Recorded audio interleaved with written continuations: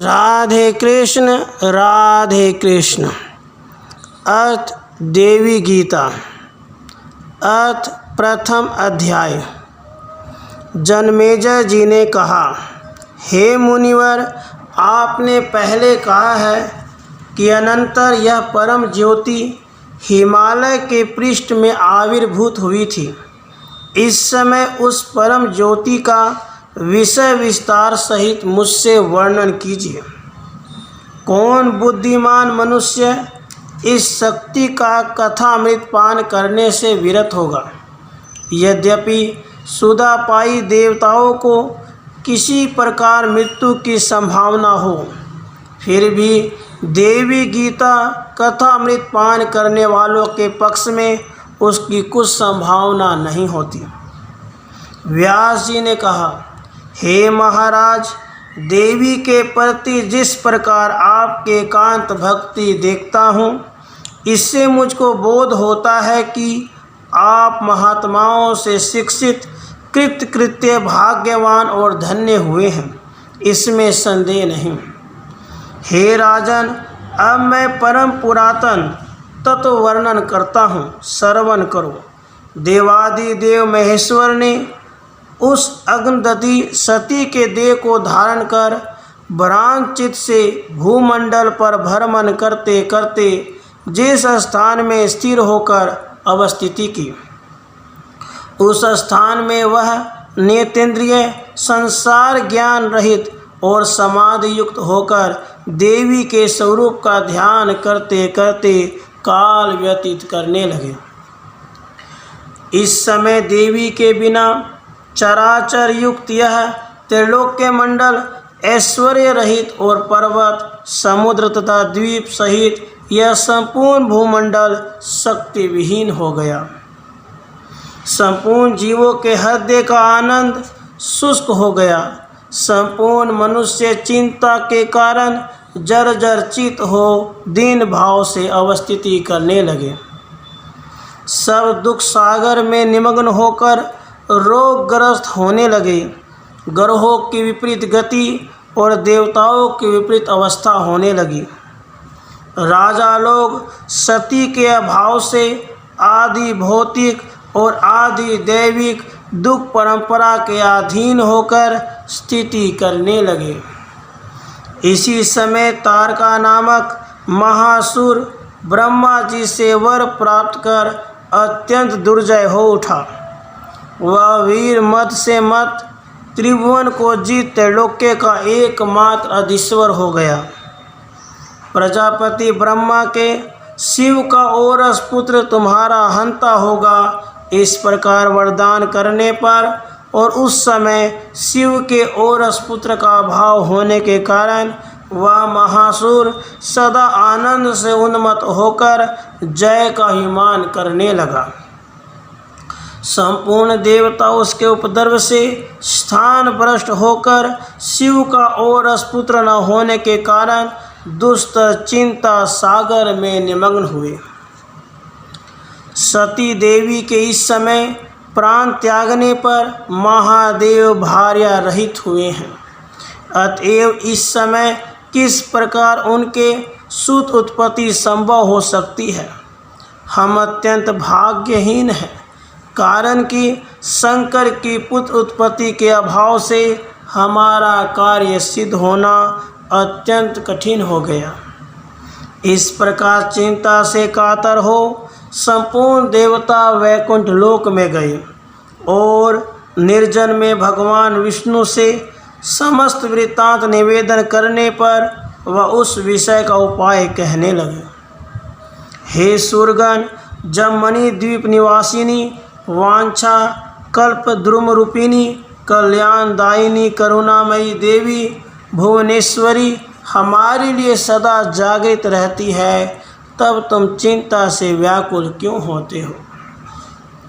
वह जगज्जननी केवल हमारे अपराध से हमको शिक्षा देने के लिए उपेक्षा दिखाती है। हे देवताओं, तुम निश्चय मानो वह शिक्षा हमारे विनाश के निमित्त नहीं है, हमारे प्रति करुणा दिखाने के लिए ही वह ऐसा करती हैं। जिस प्रकार अपनी संतान के लालन पालन और ताड़न विषय में माता की दयाहीनता नहीं दिखाई देती, इसी प्रकार तुम्हारे गुण दोष विषय में वह जगनियंत्री जगत जननी कभी निर्दय नहीं होती। संतान से अपराध पद पद पर होता है, त्रैलोक्य में एकमात्र जननी के बिना और कौन उसको सहन कर सकता है। अतएव तुम शीघ्र ही एकांत भक्ति सहित उन्हीं परम जगजननी परमेश्वरी की शरणागत को जाओ, अवश्य ही वह तुम्हारे कार्य साधन में यत्न करेंगी। देवाधिपति महाविष्णु देवताओं से इस प्रकार आदेश कर निज जाया लक्ष्मी के सहित देवी की आराधना के लिए देवताओं को संग ले शीघ्र निकले। फिर शीघ्र शैलाधिपति हिमालय में जाकर समस्त ही पुरस्चरण करने में प्रवृत्त हुए। हे नृपवर, अम्बा यज्ञ के जानने वाले देवताओं ने अम्बा यज्ञ आरंभ किया और संपूर्ण ही तृतीय आदि व्रत का अनुष्ठान करने लगे। कोई कोई देवी की समाधि अर्थात उनके धारावाहिक ध्यान में परायण हुए, कोई कोई निरंतर उनका नाम जपने लगे, कोई कोई देवी सूक्त जप करने में प्रवृत्त हुए, कोई कोई नाम परायण अथवा कोई कोई मंत्र परायण हुए, कोई कोई कृच्छ चांद्रायण आदि व्रत परायण हुए, कोई कोई अंतर्याग में, कोई कोई प्राण अग्निहोत्र याग में, कोई कोई न्यास आदि में नियुक्त हुए, कोई कोई अतंद्रिय होकर माया बीज मंत्र द्वारा परमाशक्ति भुवनेश्वर की पूजा करने लगे। हे महाराज, इस प्रकार देवताओं को बहुत वर्ष व्यतीत हो गए। फिर एक दिन चैत्र मास की 9वीं तिथि और गुरुवार को वह श्रुति बोधित शक्ति संबंधीय परम ज्योति अकस्मात उनके सामने प्रकट हुई। वह तेज करोड़ करोड़ विद्युत की समान अरुण वर्ण, करोड़ करोड़ चंद्रमा के समान शीतल था। उस परम ज्योति की प्रभा करोड़ करोड़ सूर्य के समान थी। चारों ओर अवस्थित होकर मूर्तिमान चारों वेद उसका स्तवन कर रहे थे। वह तेजो राशि क्या उधर में, क्या पार्श्व में, क्या मध्य में, किसी दिशा में परिच्छिन्न नहीं हुई। उसका आदि भी नहीं और अंत भी नहीं। वह हस्त पाद आदि अंग संयुक्त स्त्री रूप, पुरुष रूप अथवा नपुंसक रूप भी नहीं था। देवताओं ने प्रथम उस तेज की प्रभा में हत होकर नेत्र मूंद लिए, किंतु क्षण काल में ही धैर्य अवलंबन कर जो ही नेत्र खोले त्यों ही वह परम ज्योति अति मनोहर दिव्य रमणीय रूप से प्रकाशित हुई। उस मनोरमांगी नवयौवना कुमारी के कमल कली का निंदित दोनों कूच ऊंचे परम शोभायमान हो रहे थे। कमर में किंकनी मेखला के शब्द और चरणों से मनोहर मंजिल की ध्वनि आती थी। उसके चारों हाथों में कनक वलय, चारों बाहुओं में मयूर, ग्रीवादेश में ग्रीविक, गलदेश में अमूल्य मणिहार, गलबंध और परम उज्ज्वल प्रभा जाल विस्तारित होकर शोभा पा रहा था।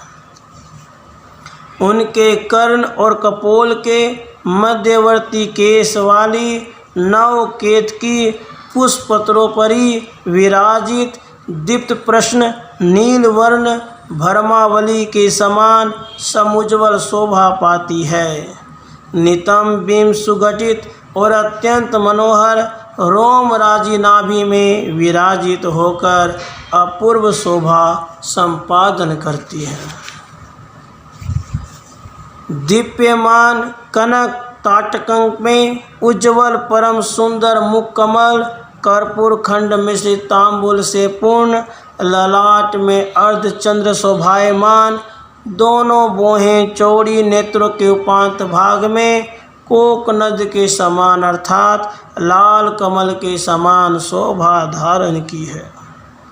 नासिका ऊंची, अधर बिंबा फल के समान अति मनोहर, संपूर्ण दांत कुंदकली के समान अत्यंत मनोहर, गले में लंबायमान मोतियों का हार विराजमान है। मस्तक के ऊपर हीरक और मणिरत्न में खचित प्रदीप्त मुकुट अलंकार, कर्ण में चंद्ररेखा के समान कर्णफूल, केश पास मलिका और मालती की माला से सुशोभित ललाट, काश्मीरी बिंदु द्वारा सुसज्जित और तीनों नेत्र मुखमंडल की अपूर्व शोभा संपादन कर रहे हैं। उनके एक हस्त में पास, दूसरे हाथ में अंकुश, अन्य दोनों हाथ वर और अभय देने के लिए विराजित देह की कांति दाडिमी के फूल के समान, परिधान अरुण वन अंबर परम शोभा विस्तार करते हैं। देवताओं ने इस प्रकार समस्त श्रृंगार वेश धारिणी, समस्त वांछा पूरिणी, संपूर्ण देवताओं से नमस्कृत हासनाइनी, अरिबल मोहिनी, अखिल जननी, प्रसाद सुमुखी, कपटा रहित, करुणा की मूर्ति रूपिणी अंबिका देवी को सामने देखा। उस करुणामयी मूर्ति को देखकर देवताओं ने प्रणाम किया, किंतु बास भार से कंठ रुक जाने के कारण कुछ भी न कह सके। फिर अति कष्ट से धैर्य अवलंबन कर भक्ति में सिर झुकाकर प्रेम अश्रुपूर्ण नेत्रों से जगदम्बिका का स्तवन करने लगे। देवताओं ने कहा, हे जगदम्बिके, आप देवी और महादेवी हैं, आप ही शिव रूपिणी हैं। हम सदा संयत चित्त से आपको बारंबार प्रणाम करते हैं। हे देवी, आप ही साम्यावस्था विशिष्ट माया उपाधि युक्त ब्रह्म रूपिणी प्रकृति और आप ही सर्व कल्याण रूपिणी हैं। हम संयत मन से आपके चरण कमलों में प्रणाम करते हैं। हे जननी, आप ही योगियों के हृदय में अनल शिखा के समान अरुण वर्ण से दीप्ति पाती हैं। आप ही ज्ञान परसा से दीप्यमान हैं। हे माता, आप ही इस संपूर्ण ब्रह्मांड में चैतन्य रूप से सर्वत्र प्रकाशित होती हैं। ब्रह्मा आदि देवता, मानव आदि जीवगण कर्म फल प्राप्ति के लिए आपकी सेवा करते हैं। हे देवी, आप ही संसार सागर से तारने वाली हैं, इसलिए हम घोर संसार समुद्र से पार होने के लिए आपकी शरणागत होकर आपको बारंबार नमस्कार करते हैं। हे माता, प्राण आदि पंचवायु की सहायता से जो संपूर्ण भाव प्रकाश वाक्य उच्चारित होते हैं, हम उसको माया कहते हैं। वह माया हमारी कामधेनु अर्थात हम उस कामधेनु रूपिणी माया से इच्छानुसार धन, मान और अन्न आदि दुहकर अहंकार में उन्मत्त होते हैं। हे माता, आप हमारी वही भाषा स्वरूप हैं, अतएव आप संतुष्ट होकर हमारी वांछा पूर्ण कीजिए। हे देवी, आप सर्वसंहारक, काल का भी संहार करती हैं। भगवान पद्मयोनि ब्रह्मा सदा आपकी स्तुति करते हैं। हे माता, आप ही विष्णु शक्ति लक्ष्मी, स्कंद माता शिव शक्ति पार्वती, ब्रह्म शक्ति सरस्वती, देव माता अदिति और आप ही सती नामनी दक्ष की कन्या हैं। हे माता, आप इस प्रकार अनेक रूप धारण करके अखिल ब्रह्मांड और संपूर्ण को शांति दान करती हैं, इसलिए हे देवी, हम आपको प्रणाम करते हैं। हम आपको ही महालक्ष्मी जानते हैं। हम आपको सर्वशक्ति रूपिणी देवी भगवती जानकर आपका ध्यान करते हैं। हे जननी, आप ही हमको अपने श्रवण, मनन और ध्यान में प्रेरणा कीजिए। हे देवी, आप ही विराट रूपिणी हैं, आपको नमस्कार है। आप ही सूत्रात्मा हिरण्य गर्भ रूपिणी हैं, आपको नमस्कार है। आप ही महद आदि षोडश विकृति रूपिणी हैं, आपको नमस्कार है। हे माता, आप ही ब्रह्म रूपिणी हैं, आपको हम नमस्कार करते हैं। जिनके सृष्टि अविद्या जनित ज्ञान से यह जगत रज्जु और माला आदि में सर्प के समान सत्य जानकर भ्रम होता है, फिर जिनके सृष्टि विद्या जनित ज्ञान से वह भ्रम दूर होता है, हम भक्ति नम्र मन से उन्हीं सर्वांतर्यामिनी भगवती भुवनेश्वरी का ध्यान करते हैं। तत्वमसि इस महावाक्यस्थ तत्शब्द की प्रतिपाद्य जो संपूर्ण देवताओं की तात्पर्य भूमि चैतन्य रस रूपिणी और अखंड आनंद स्वरूप ब्रह्म स्वरूपिणी तथा जो अन्नमय, प्राणमय, मनोमय, विज्ञानमय और आनंदमय इन पंच कोश के अतिरिक्त जो जागरण, स्वप्न और सुषुप्ति इन तीन अवस्थाओं की साक्षिणी और जो त्वम पद की भी लक्ष्यार्थ हैं, हम उन्हीं ज्ञान ब्रह्म स्वरूपिणी भुवनेश्वरी देवी का ध्यान करते हैं। हे माता, आप ही पर्णो रूपिणी हविकार मूर्ति नाना विध मंत्र मंत्रिका और करुणामयी हो, हम आपके चरण कमलों में बारंबार प्रणाम करते हैं। देवताओं के इस प्रकार उन मणिदीप निवासिनी जगदम्बिका के स्तवन करने पर परमत कोकिल के कंठ की समान कंठ वाली भगवती मधुर वचनों द्वारा उनसे कहने लगी। देवी बोली, हे देवताओं, तुम किस लिए यहाँ आए हो? तुम्हारा क्या कार्य है सो कहो। मैं सदा ही भक्तों की वांछा को कल्पतरु और वर देने वाली विद्यमान रहती हूँ। तुम मेरे भक्त हो, मेरे विद्यमान रहते तुमको क्या चिंता है? मैं तुमको दुख सागर से उद्धार करूँगी। हे देवताओं, तुम मेरी यह प्रतिज्ञा सत्य ही जानो। हे राजन, देवतागण देवी के यह प्रेममय वचन सुनकर अत्यंत प्रसन्न हुए और जगन माता से अपना मनोदुख निवेदन करने लगे। देवता बोले, हे परमेश्वरी, आप सर्वज्ञ और सब जगत की साक्षी हैं। इन तीनों जगतों में आपसे अज्ञात कुछ भी नहीं है। हे माता, हे शिवे, तारक नामक असुर हमको दिन रात दुख देता है। विश्वस्रष्टा विधाता ने शिव के औरस पुत्र से उसका वध निर्दिष्ट किया है। हे महेश्वरी, इस समय शिव गृहिणी सती ने देह त्याग किया है, सो आप जानती हैं। आप सर्वज्ञ हैं, फिर उनके सामने पामरगण क्या कहे हैं। हे जगदम्बिके, हमने यह संपूर्ण वृत्तांत संक्षेप से वर्णन किया और हमारा अन्य अन्य संपूर्ण दानों दुख आप मन में जान सकती हैं। हम अधिक और क्या कहें। आपके चरण कमलों में हमारी अचल भक्ति सदा विद्यमान रहे, यही हमारी मुख्य प्रार्थना है। और शिव की सुत उत्पत्ति के लिए आप देह धारण कीजिए, यह हमारी दूसरी प्रार्थना है। देवताओं के वचन सुन प्रसन्न सुमुखी परमेश्वरी उनसे कहने लगे, मेरी शक्ति जो गौरी रूप से हिमालय में उत्पन्न होगी, वही शिव सीमंतनी होकर पुत्र उत्पादन पूर्वक उसके द्वारा तारकासुर का वध करके तुम्हारा कार्य साधन करेंगी और मेरे चरण कमलों में तुम्हारी प्रेमपूर्ण निश्चल भक्ति होगी। हिमालय भी अत्यंत भक्ति सहित एकांत में मेरी उपासना करते हैं, इसलिए उनके घर में मेरा जन्म ग्रहण करना अत्यंत प्रिय जानना चाहिए।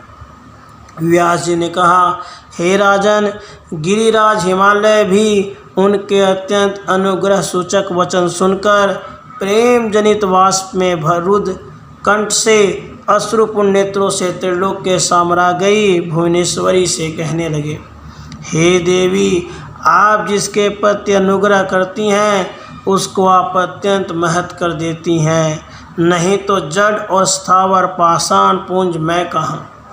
और वाक्य तो मन के गोचर सच्चिदानंद रूपिणी आप कहाँ। हमारे घर में उत्पन्न होकर आप हमारे प्रति इतना अनुग्रह कर क्यों प्रकाश करती रहीं? यही आपके अनिर्वचनीय महत्व का परिचय प्रदान करता है। हे विमले, हमारे पक्ष में आपके जनत्व लाभ का अनंत जन्म अश्वमेध आदि जनित अथवा समाधि जनित पुण्य के अतिरिक्त और कोई कारण दिखाई नहीं देता। अहो, हमारे प्रति आपने क्या अनुग्रह किया है। जगन माता जगदात्री इस हिमालय की कन्या हुई, अतएव यह व्यक्ति ही धन्य और भाग्यवान है। अब से हमारी इस प्रकार अतुल कृति इस संपूर्ण जगत में प्रचलित होगी। जिनके जठर में करोड़ ब्रह्मांड स्थित रहते हैं, वह जिनकी कन्या हुई, पृथ्वी तल में उसके समान सौभाग्यवान और पुण्यवान और कौन हो सकता है। जिनके वंश में मेरे समान पुण्यवान मनुष्य ने जन्म ग्रहण किया है, मेरे उन पितरों के वास के लिए कैसे परम उत्कृष्ट समस्त स्थान निर्मित हुए हैं, वह मैं नहीं कह सकता। हे माता, हे परमेश्वरी, आपने जिस प्रकार प्रेम परिपूर्ण होकर कृपा प्रकाश की है, इसी प्रकार आप हमसे अपना सर्व वेदांत सिद्ध स्वरूप कहें और श्रुति सम्मत भक्ति युक्त ज्ञान तथा योग का विषय कीर्तन कीजिए, क्योंकि हम उसी ज्ञान के बल से आपका स्वरूपत्व प्राप्त करने में समर्थ होंगे। इति श्री देवी भागवते महापुराणे सप्तम स्कंधे देवी गीतायां प्रथम अध्याय। राधे कृष्ण राधे कृष्ण।